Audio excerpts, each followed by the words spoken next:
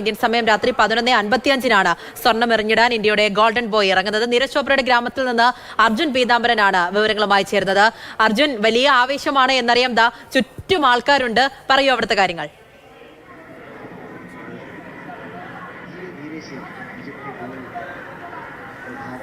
പൂജ, ഈ ഗ്രൗണ്ടിൽ നിൽക്കുന്ന സമയത്ത് ഇത് പാനിപ്പത്തിലെ ഖാന്ദ്ര എന്ന് പറയുന്ന ഗ്രാമമാണ്. നമ്മുടെ ഗോൾഡൻ ബോയ് ആയിട്ടുള്ള നീരജ് ചോപ്ര ജനിച്ചു വളർന്ന നാടാണിത്. ഇവിടെയാണ് അദ്ദേഹം പഠിച്ചതും വളർന്നതും. ഈ ജാവലിൻ ത്രോ അഭ്യസിച്ചത് ഇത് നോക്കൂ, വലിയ സ്ക്രീന് സെറ്റാക്കി വെച്ചിട്ടുണ്ട്. ഇവിടെ നീരജ് ചോപ്ര സ്വർണം എറിഞ്ഞിടുന്നത് കാണാൻ വേണ്ടി കുടുംബവും നാട്ടുകാരും കൂട്ടുകാരും എല്ലാവരും എത്തുന്നുണ്ട്. കുട്ടികളൊക്കെ വലിയ ആഘോഷത്തിലാണ്. രാത്രിയാണ് ഇറങ്ങുന്നതെങ്കിൽ പോലും ഇതിനോടകം വലിയ രീതിയിൽ ആഘോഷം ഇവിടെ ആരംഭിച്ചു. നേരത്തെ ശ്രീജേഷിൻ്റെ നേതൃത്വത്തിൽ നമ്മുടെ ഹോക്കി ടീം മൂന്നാം സ്ഥാനത്തിൽ, അതായത് ബ്രോൺസ് മെഡൽ അടിച്ചിട്ട സമയത്ത് ഇവിടെ വലിയ ആവേശമായിരുന്നു. ആളുകളൊക്കെ കൈകൊട്ടുന്നുണ്ടായിരുന്നു, ആഹ്ലാദത്തിലായിരുന്നു.